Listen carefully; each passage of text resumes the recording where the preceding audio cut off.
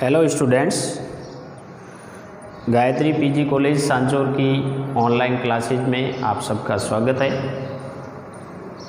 आज की क्लास में एमए फाइनल की इंडियन ज्योग्राफी में भारत की परिवहन के बारे में चर्चा करेंगे। तो परिवहन उस विधि या व्यवस्था को कहते हैं जो एक व्यक्ति या वस्तुएं या संदेश को एक स्थान से दूसरे स्थान तक पहुंचाते हैं।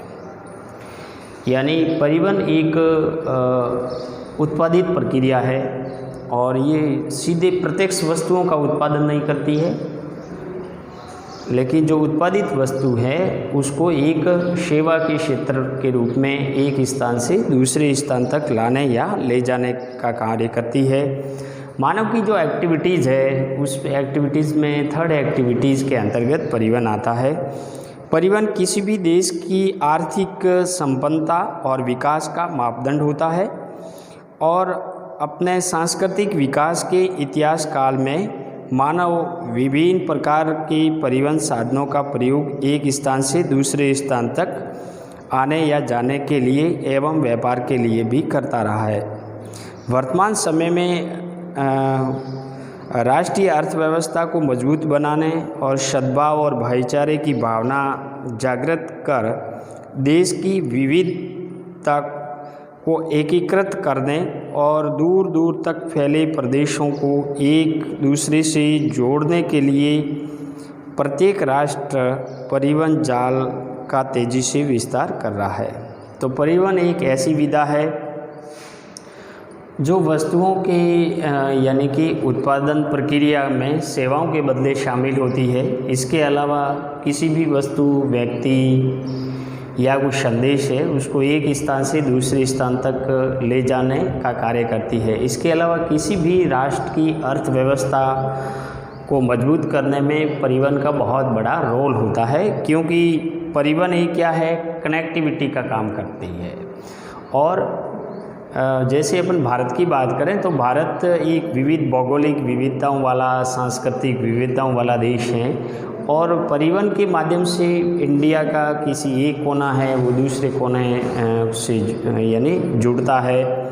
या यूँ कहें कि कश्मीर से लेकर कन्याकुमारी तक, या असम से या अरुणाचल प्रदेश से लेकर गुजरात के पोरबंदर तक, ये जो पूर्वी और उत्तरी दक्षिणी जो शोर है इनको जोड़ने का कार्य भी परिवहन के द्वारा होता है। और इससे इस राष्ट्र की एकता केवल अर्थव्यवस्था से ही निर्भर नहीं करती है, इसमें सांस्कृतिक और सामाजिक भाईचारे जैसी जो व्यवस्थाएं हैं, जो परंपराएं हैं, वो भी एक राष्ट्र के अंदर एकता के सूत्र में बांधने का कार्य करती है। तो परिवहन की मुख्यतः यानी कि 3 विधा है।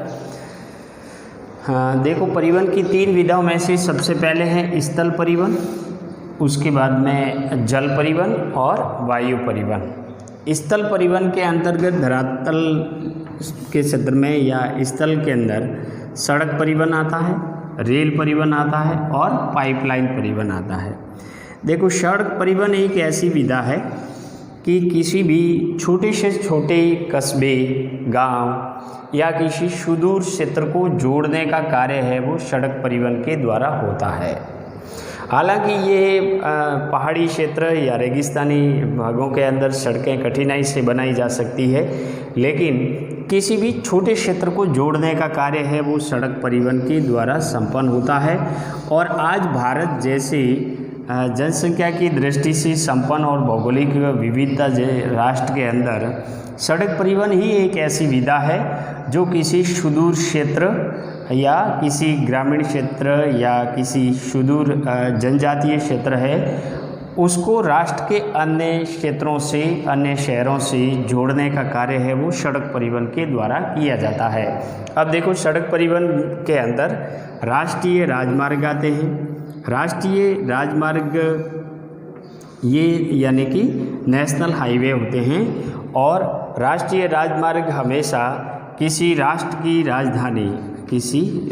राजधानी या जैसे भारत की राजधानी तो ये राष्ट्र की राजधानी को अन्य महत्वपूर्ण शहरों से, अन्य महत्वपूर्ण महानगरों से जोड़ने का काम कार्य करते हैं। इसके अलावा जो औद्योगिक क्षेत्र है, जो पर्यटन महत्वपूर्ण स्थल है, जो प्रशासनिक नगर है, जो बंदरगाह क्षेत्र है, तो तटीय बंदरगाह क्षेत्रों को औद्योगिक क्षेत्रों से जोड़ने, राष्ट्रीय राजधानी क्षेत्रों को अन्य राज्यों की राजधानी से जोड़ने तथा महत्वपूर्ण प्रशासनिक महानगरों को राष्ट्रीय राजधानी या बंदरगाह या औद्योगिक क्षेत्रों को जोड़ने के लिए राष्ट्रीय राजमार्गों का निर्माण किया जाता है।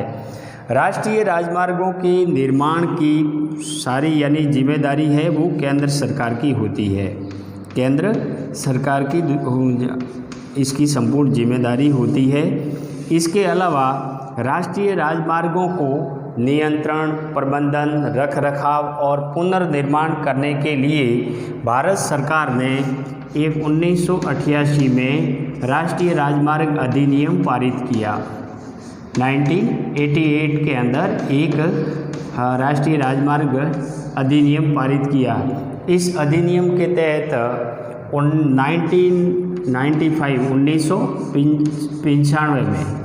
1995 में राष्ट्रीय राजमार्ग प्राधिकरण का गठन किया गया। राष्ट्रीय राजमार्ग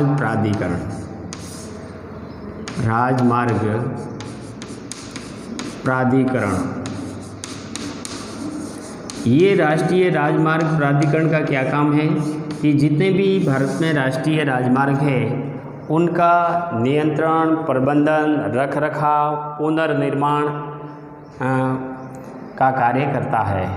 यानी ये जो राष्ट्रीय राजमार्ग जो विभिन्न महत्वपूर्ण राजधानी, राज्यों की राजधानी या राष्ट्र की राजधानी को जोड़ते हैं, बंदरगाही क्षेत्र को जोड़ते हैं, औद्योगिक क्षेत्र में बनाए जाते हैं, तो इनके निर्माण का कार्य, इनके रखरखाव का, पुनर्निर्माण का, नियंत्रण का, प्रबंधन का कार्य किसके द्वारा किया जाता है? राष्ट्रीय राजमार्ग प्राधिकरण के द्वारा किया जाता है। इसके अलावा दूसरा है राज्यीय मार्ग। राज्यीय राजमार्ग होते हैं, इसकी संपूर्ण निर्माण या जिम्मेदारी है वो किसकी होती है? राज्य सरकार की होती है। ये किसके अधिकार में आते हैं? राज्य सरकार के अधिकार में आते हैं। और ये जो राज्य के महत्वपूर्ण शहरों को जिला मुख्यालयों से जोड़ने का कार्य करते हैं या राज्यों की जो राजधानी है उसको विभिन्न अन्य नगरों से और जिला मुख्यालयों से या किसी बंदरगाह या किसी प्रशासनिक नगर या पर्यटन स्थल को जोड़ने के लिए राष्ट्रीय यानी कि राज्य मार्गों का निर्माण किया जाता है, जिसे स्टेट हाईवे कहते हैं। और इस स्टेट हाईवे का नियंत्रण का काम, प्रबंधन, पुनर्निर्माण, रखरखाव का काम है वो यानी कि राज्य सरकार के द्वारा किया जाता है। इसके अलावा जिला सड़कें के अंतर्गत जिला मुख्यालय से विभिन्न यानी कि छोटे शहर जो कस्बे हैं उनको जोड़ने का कार्य करती है। जिला मुख्यालय को अन्य शहरों जैसे तहसील, पंचायत समितियां या छोटे कस्बे हैं उनको जिला मुख्यालयों से जोड़ने के लिए जिला सड़कों का निर्माण किया जाता है। इसके अलावा जिले के अंदर जिला मुख्यालय पर जो महत्वपूर्ण हमारा सड़क मार्ग है वहाँ पर भी जिला सड़कों का निर्माण किया जाता है। जिला सड़कों का नियंत्रण, प्रबंधन, रखरखाव, निर्माण कार्य राज्य सरकार द्वारा किया जाता है और राज्य सरकार के सार्वजनिक विभाग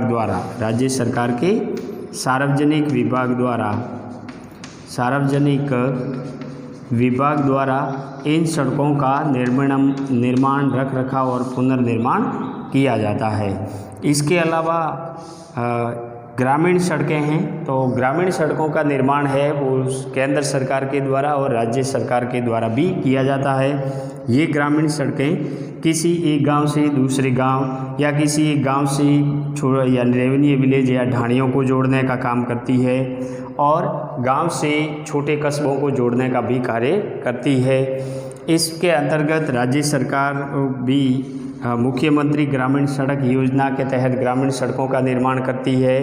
इसके अलावा केंद्र सरकार के द्वारा भी सन 2000 में एक योजना चलाई थी, प्रधानमंत्री ग्रामीण सड़क योजना।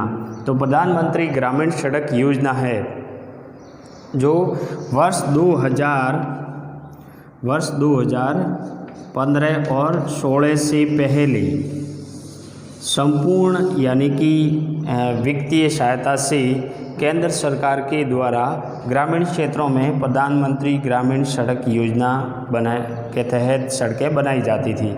लेकिन वर्ष 2015-16 के बाद में प्रधानमंत्री ग्रामीण सड़क योजना के तहत 60:40 यानी 60 केंद्र सरकार और 40 राज्य सरकार के वित्तीय सहायता से ग्रामीण क्षेत्रों में प्रधानमंत्री ग्रामीण सड़क योजना के तहत सड़कों का निर्माण किया जाता है। इस योजना की शुरुआत 2000 के अंदर हुई थी और इसके अलावा अन्य जो सड़कें हैं राज्य सरकार के द्वारा भी ग्रामीण क्षेत्रों में बनाई जाती है। इसके अलावा जो अन्य सड़कों के अंतर्गत देखो, अन्य सड़कों के अंतर्गत जो सामरिक दृष्टि से सड़कें हैं, कौन सी? सीमावर्ती भागों के अंदर सामरिक महत्व वाली सड़कें, सामरिक महत्व महत्व वाली जो सड़कें हैं जिसके अंतर्गत सीमावर्ती क्षेत्र है, सीमावर्ती जैसे भारत का उत्तरी पूर्वी जो क्षेत्र है, म्यांमार के साथ में भारत की सीमा लगती है, चीन के साथ में लगती है, जो उत्तरी पूर्वी यानी कि पहाड़ी क्षेत्र में है, तो उन सीमावर्ती क्षेत्रों के अंदर सड़कें बनाने के लिए एक संगठन का निर्माण किया गया है जिसका नाम है BRO, board road organisation. Board road organisation यानी सीमा सड़क संगठन, सीमा सड़क संगठन की स्थापना सन 1960 में की गई थी, सन 1960 के अंदर की गई थी। और इसका कार्य है कि जितने भी सामरिक महत्व वाली सड़कें हैं, सीमावर्ती क्षेत्रों की सड़कें हैं, जैसे भारत के उत्तरी पूर्वी क्षेत्र के अंदर खास करके पहाड़ी इलाकों में सीमावर्ती क्षेत्रों की जो सड़कें हैं उनको बनाने का काम, नियंत्रण का काम, प्रबंधन, रख रखाव का काम सड़क यानी BRO के द्वारा किया जाता है, बोर्ड रोड ऑर्गेनाइजेशन के द्वारा किया जाता है। और इसके अलावा जहाँ पे धार्मिक महत्व वाली सड़कें हैं, धार्मिक कई स्थल है तो उनकी सड़कें हैं या पर्यटन स्थल वाली सड़कें हैं, उनका निर्माण भी BRO के द्वारा किया जाता है, जो अन्य सड़कों के अंतर्गत आती है। अब दूसरा सड़क परिवहन के बाद में है रेल परिवहन। देखो, रेल परिवहन एक ऐसी विधा है जो किसी भी राष्ट्र के औद्योगिक विकास और अर्थव्यवस्था को मजबूत करने के लिए परिवहन की सबसे बेहतर और सस्ती विधा कहलाती है। इसके माध्यम से यानी कि यात्रियों का परिवहन के साथ साथ बड़े स्तर पर माल का परिवहन किया जाता है। और जितने भी भारत के अंदर जैसे भारी स्थूल पदार्थ वाले उद्योग है, जैसे लौह इस्पात उद्योग है, लौह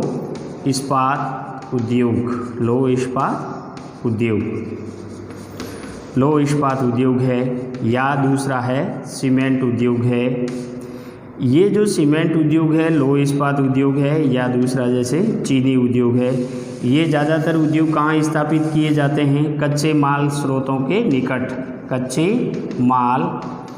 के निकट स्थापित किए जाते हैं, क्योंकि ये सारे भार हास वाले उद्योग है। इसके अंदर यानी कि वस्तु के निर्माण प्रक्रिया में कच्चे माल का वजन होता है वो कम होता है। तो कच्चे माल उपलब्ध जो क्षेत्र है वहाँ से कारखानों तक लाने या लौह इस्पात का या उद्योग के अंदर लौह इस्पात संयंत्रों तक लाने के लिए, औद्योगिक क्षेत्रों को लाने के लिए, इस भारी और स्थूल पदार्थों परिवहन के लिए रेल परिवहन सबसे सस्ती और बेहतर परिवहन विधा होती है। इसीलिए रेल परिवहन का महत्व है वो विकसित राष्ट्रों के साथ साथ विकासशील राष्ट्रों में और अधिक है। और भारत में रेल परिवहन की जो शुरुआत कब से हुई थी? 1853 से हुई थी। 1853 से मुंबई से ठाणे के बीच में 34 किलोमीटर पहली रेल लाइन चली थी। और राजस्थान में रेल लाइन की शुरुआत कब हुई थी? 1874 में। 1874 के अंदर राजस्थान में प्रथम रेल लाइन की शुरुआत हुई थी, रेलगाड़ी की शुरुआत हुई थी, जो आगरा फोर्ट से बांदीकुई के बीच में हुई थी। अब इस रेल परिवहन को पटरियों की चौड़ाई के आधार पर, पटरियों के बीच की जो चौड़ाई है उसके आधार पर 3 प्रकार के रेल मार्गों में बांटा गया है, जिसमें सबसे पहले है ब्रॉड गेज। ब्रॉड गेज के अंतर्गत दो रेल पटरियों के बीच की जो चौड़ाई होती है वो कितनी होती है?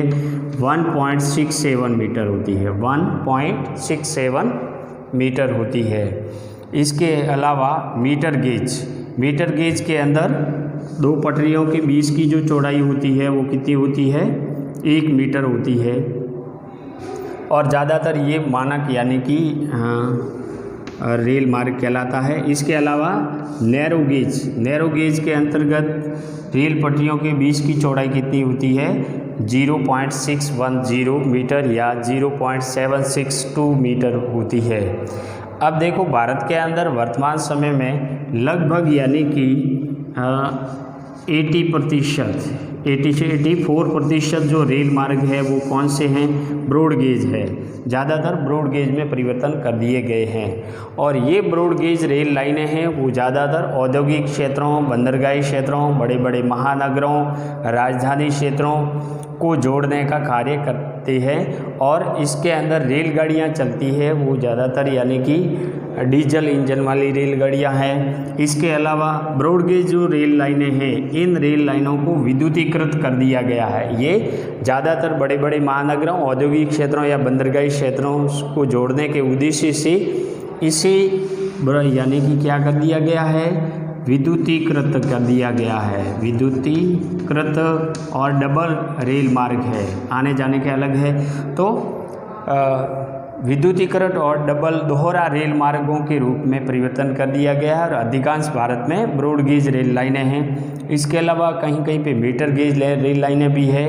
और जो भी छोटे सुदूर जैसे कोई पहाड़ी इलाका है या कोई ढलान वाला भाग है, तो पहाड़ी ऊबड़ खाबड़ या ढलान वाले क्षेत्रों के अंदर नैरो गेज रेल लाइनों का निर्माण किया गया है, ताकि वहाँ छोटी यानी लाइन की छोटी रेलगाड़ी है वो यात्रियों को लेकर धीरे धीरे चला करती है।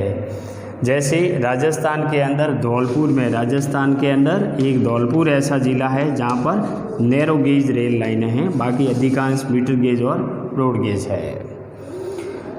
इसके अलावा नेक्स्ट यानी कि सड़क परिवहन में क्या होता है? पाइपलाइन परिवहन। देखो, पाइपलाइन परिवहन के अंतर्गत ज़्यादातर जो द्रवित पदार्थ है जैसे पेट्रोलियम पदार्थ है, प्राकृतिक गैस है।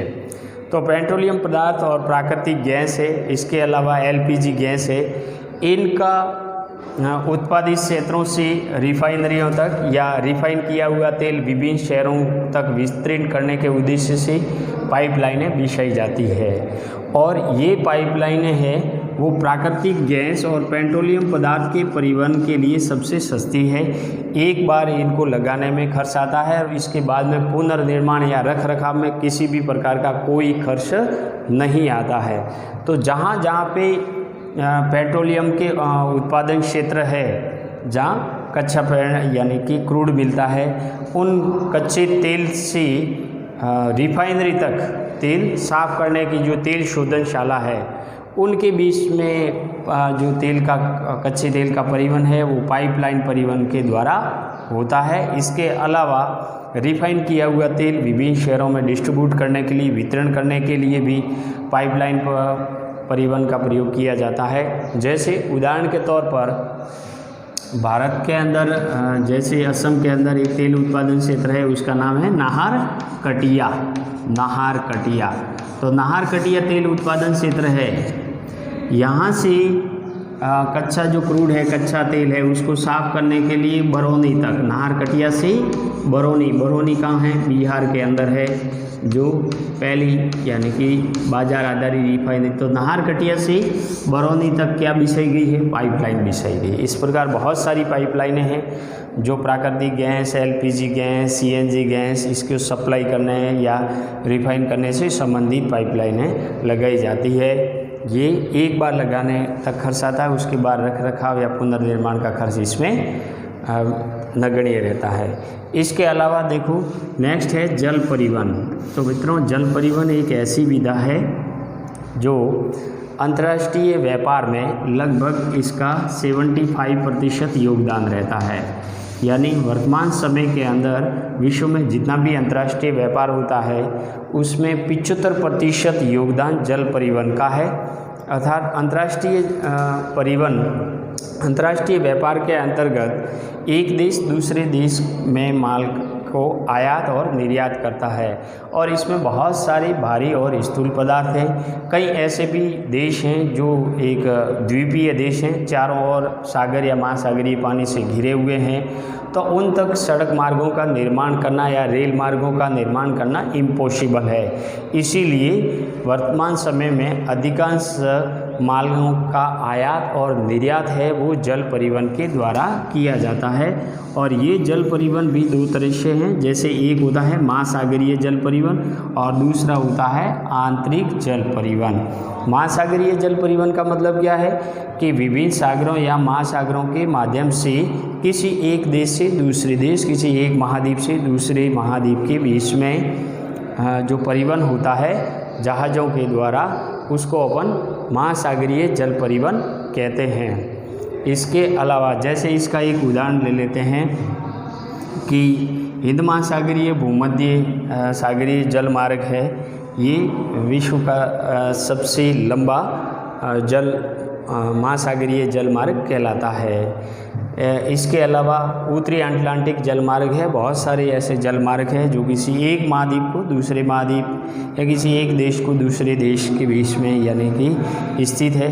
इसको महासागरीय जल मार्ग या जल परिवहन एक ऐसी विधा है कि इसमें किसी प्रकार के जो राजमार्ग है या परिवहन के मार्ग है उसको बनाने की आवश्यकता नहीं रहती है। इसमें केवल जहाँ से माल को भेजना है वहाँ तक एक तो बंदरगाह या पतन बनाने की जो आवश्यकता रहती है, तो माल को भेजने और उतारने के लिए जो बंदरगाह क्षेत्र है उन बंदरगाहों को बनाने की आवश्यकता रहती है। इसके अलावा परिवहन मार्ग इसमें बनाने की आवश्यकता नहीं रहती। अब ये होते हैं आंतरिक जल परिवहन। ये आंतरिक जल परिवहन क्या होते हैं कि किसी भी देश या महाद्वीप के अंदर विभिन्न नदियों, नहरों, झीलों, तो विभिन्न नदियों, नहरों या झीलों के अंदर जहाज़ों के माध्यम से होने वाला जो परिवहन है उसको आंतरिक जल परिवहन कहते हैं। जैसे उत्तरी अमेरिका का सबसे बड़ा आंतरिक जल परिवहन है, उसका नाम है सेंट लॉरेंस आंतरिक जल परिवहन। इसके अलावा जर्मनी का राहिन नदी का जल परिवहन है। तो नदियों के द्वारा जो वर्षावहनी नदियां हैं, जो नहरें हैं, जो झीलें हैं, उनके माध्यम से जहाज़ों का जल परिवहन होता है, उसको अपन आंतरिक जल परिवहन कहते हैं। अब इसके अलावा नेक्स्ट तीसरी विधा है जो है वायु परिवहन। तो वायु परिवहन ये एक ऐसी विधा है जो एक लंबी दूरी को, किसी सुदूर क्षेत्र को जहाँ तक न तो सड़क बनाई जाती है ना कोई जल मार्ग के द्वारा पहुँचा जा सकता है, या इतनी ऊंचाई वाला क्षेत्र है जहाँ तक किसी भी प्रकार का सड़क या रेल मार्ग या अन्य परिवहन मार्ग बनाना इम्पॉसिबल है, उन सुदूर क्षेत्र में या ऊंचाई वाले भागों के अंदर परिवहन के रूप में जो विधा काम में ली जाती है उसे वायु परिवहन कहते हैं। ये वायु परिवहन बहुत लंबी दूरियों को एक कम समय के अंदर जोड़ने का कार्य करती है। यानी लंबी दूरी तय करने या सुदूर क्षेत्र, पहाड़ी क्षेत्र, अधिक ऊंचाई वाले या कोई द्वीपीय क्षेत्र है वहाँ तक पहुँचने लाने या कम समय में यानी कि एक दूसरे को जोड़ने या किसी व्यक्ति या माल है या संदेश को लाने या ले जाने के लिए वायु परिवहन है वो सबसे परिवहन की बेहतर विधा होती है। इसमें भी एक मालवाहक विमान होता है और एक यात्री विमान होता है। मालवाहक विमान के अंतर्गत ऐसी वस्तुएं जो किसी निश्चित टाइम पीरियड के हिसाब से यानी कि एक्सपायर हो जाती है, या जैसे खाने पीने की वस्तुएं होती है, और ये खाने पीने की वस्तुएं एक निश्चित समय सीमा के बाद में ख़राब हो जाती है, या कुछ ऐसी वस्तुएं होती है जो बहुत मूल्यवान हुआ करती है, आभूषण वगैरह है, तो उनका परिवहन है वो मालवाहक वायु परिवहन के द्वारा किया जाता है। ये परिवहन की सबसे महंगी विधा है। ये क्या है? सबसे महंगी विधा है, सबसे महंगी विधा होती है। इसीलिए इसमें उन्हीं वस्तुओं को परिवहन के रूप में काम में लिया जाता है जहाँ पे या तो निश्चित समय सीमा के हिसाब से खराब होने वाली है या अधिक मूल्यवान वस्तु हैं। इसके अलावा यात्री विमानों के द्वारा भी किसी देश या सुदूर क्षेत्र या कोई पहाड़ी या ऊंचाई वाला या टापू वाला भाग है, उस तक पहुंचने के लिए वायु परिवहन है वो सबसे बेहतर विधा होती है, लेकिन ये महंगी विधा है। तो ये भारत के अंदर जो परिवहन की स्थिति थी उसकी प्रकार को अपन ने 3 तरह से इसको अध्ययन किया है।